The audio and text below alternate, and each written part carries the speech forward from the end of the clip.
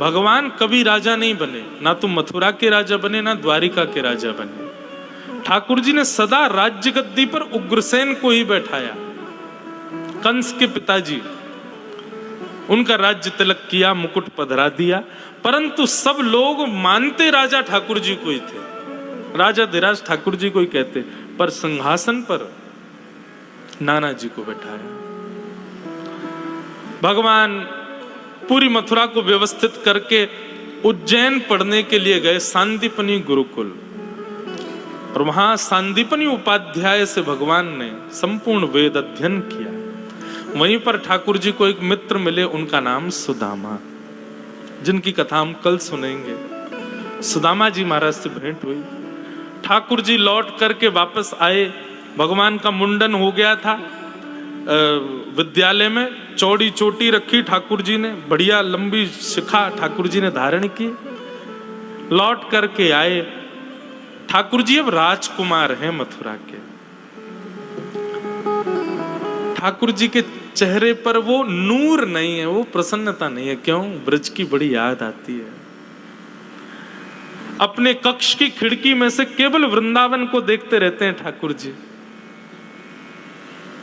परसों की कह के गए, बरसों हो गए, वृंदावन नहीं गए।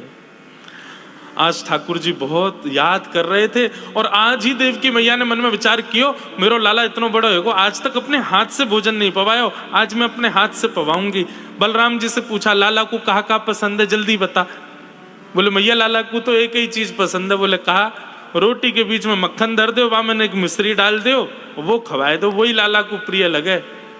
यशोद आज देवकी मैया ने 56 भोग बनाए, परंतु एक किनारे में माखन मिश्री सजाई के अपने हाथ से लेके जा रही हैं, आज अपने लाला को पहली बार अपने हाथ से प्रसाद पवाने के लिए। लाला चल आजा, मेरे हाथ से प्रसाद पा ले। ठाकुर जी हाथ धो के आए, बैठ गए। देवकी मैया को पूर्ण प्रेम देना चाह रहे हैं ठाकुर जी। देवकी मैया ने जैसे ही थाल सामने रखा, थाल में ठाकुर जी देख रहे हैं कौन कौन सी सब्जी बनी है। अच्छा मैया तेने बनाई? जैसे ही ठाकुर जी की दृष्टि पड़ी माखन पे, नेत्र बंद हो गए। यशोदा मैया की याद फिर आने लगी ठाकुर जी को, अश्रु गिरने लगे। देवकी मैया अपने हाथ में कवल लेके बैठी, बोले लाला मुंह खोल, खवाऊं तो को। ठाकुर जी इतने रोए, रो करके दौड़े और बलराम जी से जाकर के लिपट गए। बलराम जी भी रोने लगे, ठाकुर जी भी रोने लगे, देवकी मैया भी रोने लगी। वसुदेव जी से जाके बोली, देखो ना, समझाओ कृष्ण को, बहुत रोता है। तब वसुदेव जी ने कहा, हमारो इतना अधिकार ना है, हम तो जाने भी ना है कन्हैया को कहा अच्छो लगे कहा बुरो लगे। अगर कन्हैया को सखा उद्धव जाके समझाएगा तो शायद मान जाए। वसुदेव जी ने उद्धव जी से कहा, तुम कृष्ण को समझाओ ना, बहुत रोता है। उद्धव जी महाराज कौन है बंधुओं? बृहस्पति के शिष्य हैं, बुद्धि में बहुत प्रबल हैं, ज्ञानी नाम अग्रगण्यम, यदि कह दिया जाए तो कोई अतिशयोक्ति नहीं। वृष्णी नाम प्रवरो मंत्री कृष्णस्य दयितः सखा, शिष्यो बृहस्पतिर साक्षात उद्धवो बुद्धि सत्तमा। बहुत विद्वान है उद्धव जी। उद्धव जी गए, ठाकुर जी को कक्ष में लेके अंदर से किवाड़ बंद की। ये परब्रह्म है,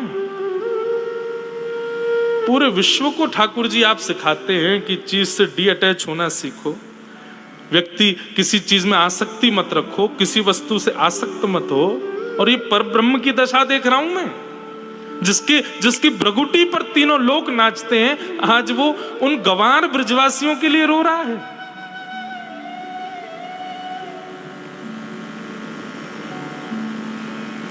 ठाकुर जी बोले, उद्धव तुमने कभी प्रेम देखा है अपने जीवन में? उद्धव बोले, अभी अवकाश नहीं मिला, पढ़ने से फुर्सत नहीं मिली, बृहस्पति के यहाँ इतने समय पढ़ता रहा, इन सब चीजों के लिए मुझ पर समय नहीं और ना मैं करना चाहता। भगवान बोले, तो फिर नहीं समझ पाओगे। आसक्ति अलग बात है उद्धव, आसक्ति होती तो वृंदावन दूर नहीं है यहां से, मैं सुबह जाके शाम को आ सकता हूं। आसक्ति होती तो ब्रजवासियों के लिए भी मथुरा दूर नहीं है। वो दिन में 4 बार मुझसे मिलने आ सकते हैं। ये आसक्ति नहीं है, ये प्रेम है। यहां मिलने की भी इच्छा नहीं है, पर स्मृति है। ये आसक्ति नहीं है। उद्धव बड़ी बड़ी बातें करने लगा तो भगवान बोले सुन इधर आ, तुम जाके ये सब जो मुझे समझा रहे हो ये ब्रजवासियों को समझा दोगे? उद्धव बोला ऐसा समझाऊंगा जीवन में याद नहीं करेंगे आपको। भगवान बोले तो फिर ठीक है जाओ। और सुन इधर आ, अपना मोर पंख निकाल के उद्धव के मुकुट में लगा दिया, अपना पटका उतार करके उद्धव को पहना दिया, और चंदन का इत्र जो ठाकुर जी लगाते हैं वो उद्धव को लगा दिया। अब जाओ। बोले ये सब क्यों? बोले क्योंकि इसके बगैर तुम गए ना तो ब्रजवासी तुझे देखेंगे भी नहीं, इसके साथ जा वृंदावन। उद्धव जी महाराज कह के गए। भगवान बोले कब आएगा उद्धव? बोले शाम तक आ जाऊंगा। वो ठीक है, मिलते हैं फिर शाम को। 6 महीना बाद लौट के आया उद्धव। 6 महीना तक भूल गया कि मैं वृंदावन में हूं। इसी को उद्धव गोपी संवाद कहते हैं। प्रेम की चरमोत्कृष्ट स्थिति है उद्धव गोपी संवाद। उद्धव जी वृंदावन गए। वृंदावन की स्थिति बंधुओं पता है क्या है? हर दिन, जिस दिन से ठाकुर जी गए, हर दिन ब्रजवासी मथुरा के रास्ते को घेर के बैठ जाते हैं और प्रतीक्षा करते हैं कन्हैया आ रहे होगो, हमारो लाला आ रहे होगो, कृष्ण आ रहे होगो। सुबह से दोपहर, दोपहर से शाम, शाम से जैसी रात है जाए। रोते रोते नंद भवन जाते हैं और कहते हैं यशोदा तेरो लाला आज नहीं आयो, आज भी नहीं आयो। परसों की कह के गए हो, दारी को बरसों बीत गए अभी तक नहीं आयो। रोज का ये नियम है सब ब्रजवासियों का। बैठ जाते हैं मथुरा के मार्ग पर, लेकिन जाते नहीं है मथुरा। मथुरा से वृंदावन कितना दूर है? 6 किलोमीटर। 6 किलोमीटर। अहमदाबाद में तो एक मोहल्ले से दूसरा मोहल्ला, इतना दूर है मथुरा वृंदावन। लेकिन प्रेम,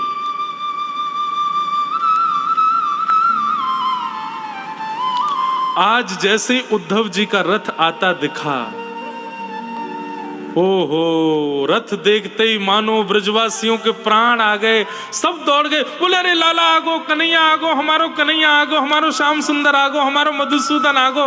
सब दौड़न लगे, बोले हम तो पहले ही जाके मिल लेंगे, लाला को गोदी में उठा लेंगे, लाला को हृदय से लगा लेंगे। ठाकुर जी का सबसे प्रिय मित्र मधुमंगल नेत्रों से आंसू गिर रहे हैं, मेरो कन्हैया आगो, मेरो लाला आगो। श्री दामा ठाकुर जी का दूसरा मित्र एक वृक्ष के नीचे थोड़ी दूर तो दौड़ा, फिर वृक्ष के नीचे बैठ गया। मधुमंगल बोलो अरे तू बैठ क्यों क्यों? ठाकुर जी आ गए, हमारो लाला आ गए, चलना जल्दी। श्री दामा बोलो मैं नहीं जाऊंगा यहाँ के पास, परसों की कह के गए हो, परसों बाद आ रहा है, आज यहाँ से बातें ही नहीं करूंगा। आन दे याकू, या तो मिलनो ही ना है मोकू, या तो मना कर दियो मेरे पास नहीं आवे। मधुमंगल बोलो तू है जा नाराज, हम तो जा रहे हैं। श्री दामा को छोड़ सब दौड़ने लगे तो श्री दामा चुपके से देखता है, सब ब्रजवासी दौड़ रहे हैं। अरे ये मुझसे पहले लाला को पकड़ लेंगे, मुंह से पहले स्पर्श कर लेंगे, मुंह से पहले गले लगा लेंगे, मुंह को वो सुख नहीं मिलेगा। श्री दामा दौड़न लगो। मधुमंगल बोलो अरे अब क्यों दौड़ रहे हो? तू तो मना कर रहे हो ना, नहीं मिलेगा लाला से, फिर क्यों आ गए हो? श्री दामा बोलो अरे मधुमंगल नाराज बाद में है जाऊंगा, पहले लाला को हृदय से तो लगा लो। इतनी पीड़ा, इतनी वेदना सही है बरसों तक हमने, आज लाला को अंक में तो भर लूं, एक बार गले लगा के फिर रूठ के चलो जाऊंगा, फिर नहीं मिलूंगा यहाँ से। रथ बीच रास्ते में ही घेर लिया सब ब्रजवासियों ने। रथ का पर्दा हटा करके जैसे ही उद्धव जी बाहर आए, ब्रजवासियों ने उद्धव को देखा ही नहीं। ब्रजवासी सब अभी भी रथ के अंदर ही झांक रहे थे कि पर्दे के अभी ये कोई सेनापति आया है, कृष्ण अभी भीतर बैठे होंगे। सब उचक उचक के देख रहे थे। उद्धव जी बोले जय श्री कृष्ण। मधुमंगल श्री राम बोले हाँ भैया जय श्री कृष्ण, किनारे हटना तू, जल्दी खोल, लाला को बुला बाहर। उद्धव बोले और कोई नहीं है रथ में, मैं ही आया हूं, मैं कृष्ण का सखा हूं, मेरा नाम उद्धव है। श्री कृष्ण आप सबको बहुत स्मरण करते हैं, इसलिए उन्होंने मेरे द्वारा आप सबके लिए पत्र भेजा, स्मृति पत्र भेजा। जैसे ही ब्रजवासियों ने सुना स्मृति पत्र भेजा है,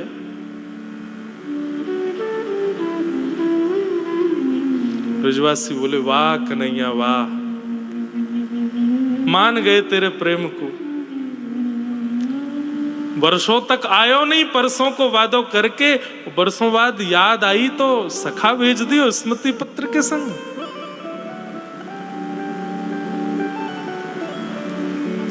लेकिन अब किससे कहें, उद्धव से क्या कहें ब्रजवासी? मानो मधुमंगल श्रीदामा तो वहीं बैठ गए। उद्धव ने कहा क्षमा करें पर मुझे शीघ्रता है, आप ये बताएंगे कि नंदरानी यशोदा का घर कहां है?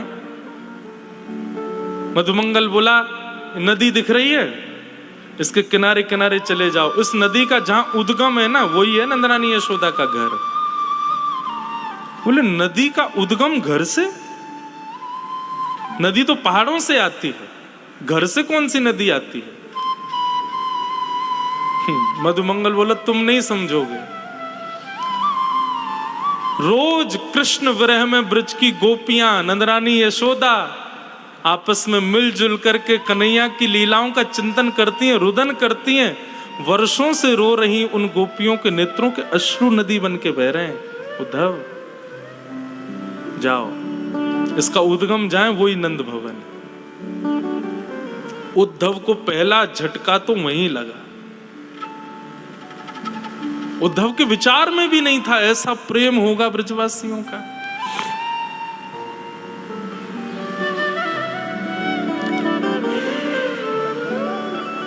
उद्धव जी महाराज गए, यशोदा मैया से मिले, नंद बाबा से मिले। स्थिति वर्णित की नहीं है।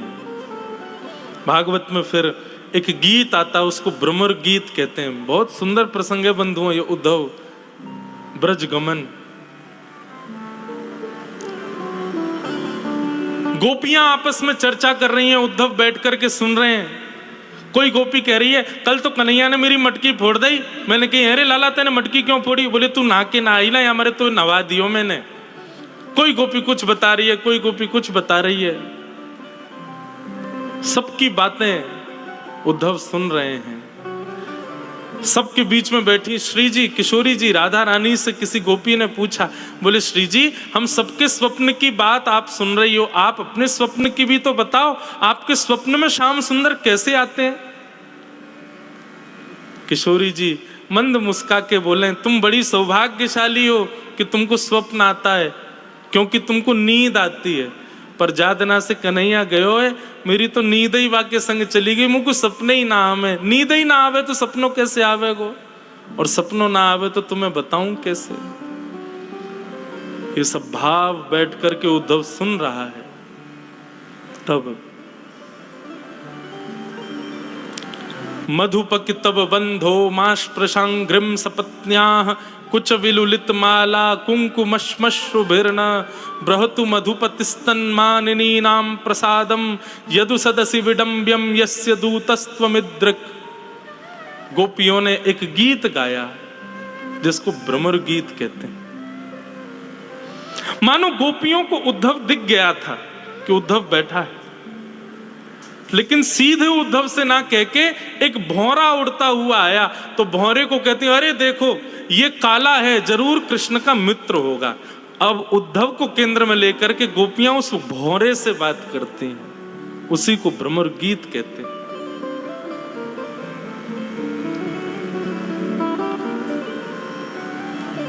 उद्धव जी महाराज गोपियों के चरणों में बैठ करके उनकी प्रेम की चर्चाएं सुन रहे हैं। सुनते सुनते सुनते सुनते 6 महीने बीत गए उद्धव जी को वृंदावन में।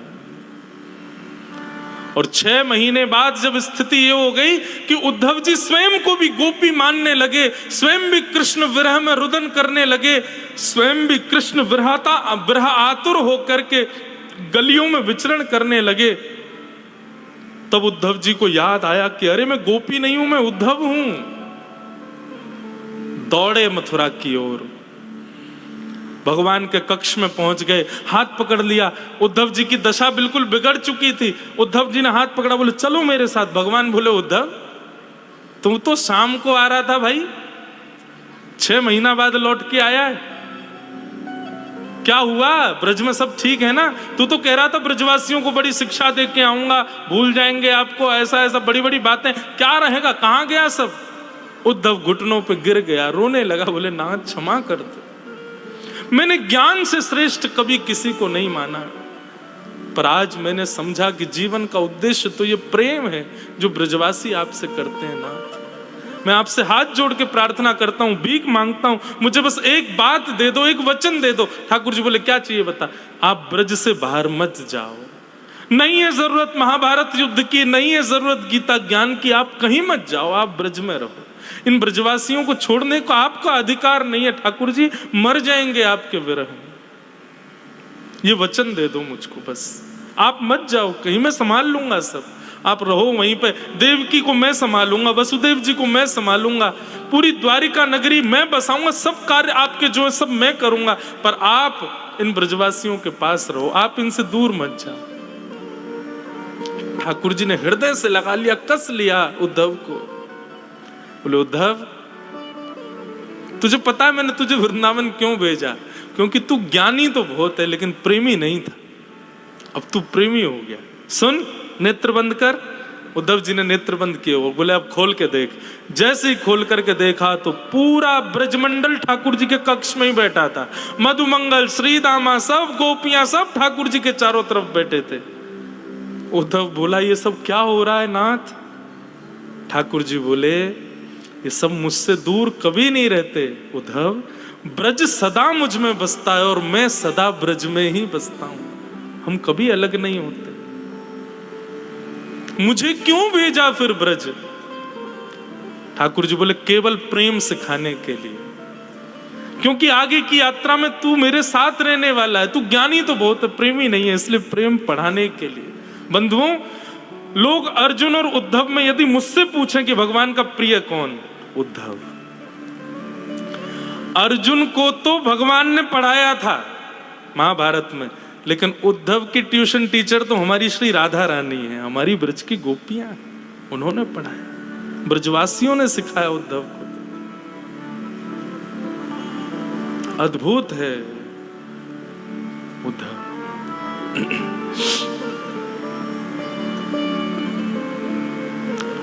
उद्धव,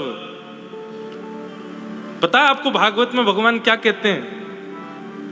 उद्धव के विषय में भगवान कहते हैं वो मैं ही हूं, वो मुझसे अलग नहीं है। यदि कभी तुमको उद्धव मिल जाए तो यही समझना श्री कृष्ण है, उसको प्रणाम कर लेना। और ये बात कब लागू हुई? जब उद्धव ब्रज चला गया, वृंदावन चला गया। वृंदावन से आने के बाद उद्धव का वो निर्माण हुआ। ठाकुर जी कहते हैं मेरा ही स्वरूप, मेरा ही तदनुरूप है।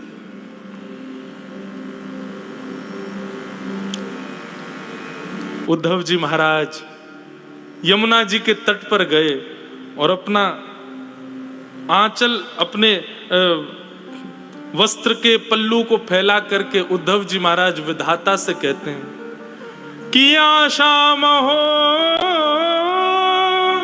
चरण रेणुज श्याम हम श्याम, वृंदावने किमपि गुल मनतोषधीणा। हे विधाता, आप पूरी सृष्टि को बनाते हो, आप सबके कर्म के अनुसार उसको दूसरा जन्म देते हो। ये उद्धव आपसे प्रार्थना करना चाहता है, मेरे सत्कर्मों के फलीभूत यदि आप मुझे पुनर्जन्म देना चाहते हो, मेरी एक ही इच्छा है, मेरा जप, नियम, तप, साधन, भजन, सबसे मुझे एक ही वरदान चाहिए कि मुझे अगला जन्म इस वृंदावन में देना। और एक और बात, मुझे मानव मत बनाना, एक वृक्ष बनाना। और वो वृक्ष भी कोई बहुत वृहद बड़ा नहीं, छोटा सा कोई पौधा मुझे बना देना, ताकि जब जब भी हवा चले इन ब्रजवासियों की, इन प्रेमी गोपिकाओं की चरण रज उड़ उड़ करके मुझे सनाती रहे, मैं सदा उस ब्रजरज में तल्लीन रहूं नाथ, बस यही मेरी प्रार्थना है। ये स्थिति उद्धव की।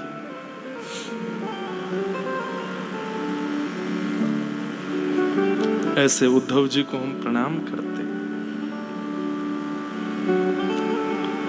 उद्धव जी की एक विशेषता है बंधुओं,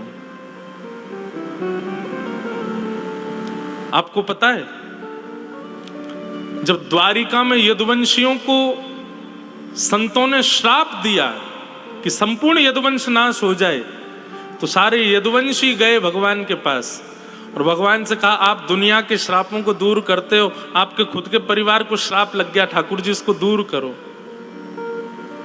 भगवान बोले सोचने दो। अब यदुवंशियों में उद्धव भी आता, उद्धव कोने में ही बैठा था। भगवान बोले एक उपाय है। बोले क्या? बोले हमारे सौराष्ट्र में एक शंकर जी का मंदिर है, उसका नाम है सोमनाथ। ये सोमनाथ मंदिर जो है ये श्रापों को दूर करने के लिए प्रसिद्ध है। बोले कैसे? तब भगवान ने एक कथा सुनाई। बोले चंद्रमा जो है ना, इसके ससुर जी हैं दक्ष। दक्ष की बेटियों से इनका ब्याह हुआ है, परंतु चंद्रमा सबसे ज्यादा रोहिणी नाम की पत्नी से प्रेम करते हैं। तो बाकी की पत्नियों ने अपने पिता से आके शिकायत कर दी, बोले कि आपका दामाद एक ही उससे रोहिणी से ही प्रेम करता, हमसे नहीं करता। दक्ष प्रजापति ने श्राप दे दिया, बोले कि तुम बहुत अपने रूप का अभिमान करते हो, जाओ तुम अपने रूप से विहीन हो जाओ। चंद्रमा ने कहा ससुर जी आपने हमको श्राप तो दे दिया, लेकिन ये नहीं विचार किया कि मैं स्वरूप से विहीन हो जाऊंगा तो सारी बेटियां आपकी विधवा हो जाएंगी।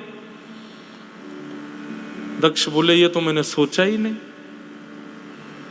तब क्या करें? तब चंद्रमा ने आकर के यही सौराष्ट्र में तपस्या की, तब महादेव प्रकट हुए। तब महादेव ने कहा ठीक है 15 दिन तक आप अपने ससुर जी के श्राप में रहोगे, आपका रूप घटेगा, पर उसके बाद 15 दिन का हमारा आशीर्वाद रहेगा, आप पुनश्च अपने रूप में आ जाओगे।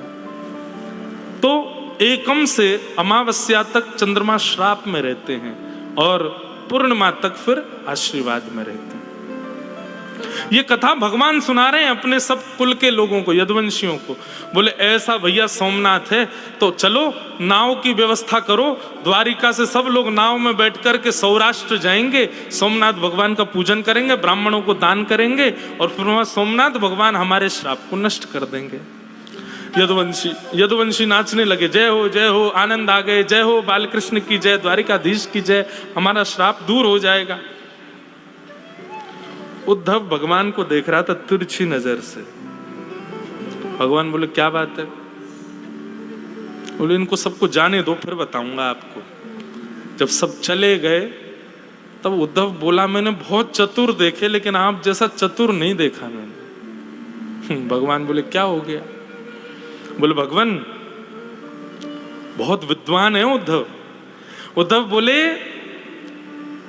ये श्राप लगना, मोक्ष मिलना, पाप होना, पुण्य होना, सूतक लगना, पातक होना, ये सब वहां होता है जो ब्रह्मा ने सृष्टि बनाई है। ब्रह्मा की बनाई हुई पृथ्वी पर ये सब चीजें लागू होती हैं। और आपकी जो द्वारिका नगरी है ना, इसको विश्वकर्मा ने बनाया है, ये ब्रह्मा के द्वारा बनाई हुई नगरी नहीं है, इसलिए यहां किसी को श्राप नहीं लगता। भगवान तुरंत उठे, उद्धव का मुंह बंद के बोले चुप, बिल्कुल शांत, ये बात यहां से बाहर नहीं जानी चाहिए। बोले ठाकुर जी आप जबरदस्ती यदुवंशियों को लेकर के जा रहे हो ताकि सौराष्ट्र में जैसे ही वो नाव से उतरे और ब्रह्मा के द्वारा बनाई गई पृथ्वी पर पैर रखेंगे, पैर रखते ही उनको सबको श्राप लग जाएगा। अभी तक किसी को श्राप लगा नहीं है, आप लगवाने के लिए लेके जा रहे हो उनको, ऐसा क्यों कर रहे हो? तो भगवान बोले इसीलिए मुझे तू बहुत प्रिय है, क्योंकि तू सब जानता है, बहुत विद्वान है उद्धव। बल का अहंकार है इन यदुवंशियों को।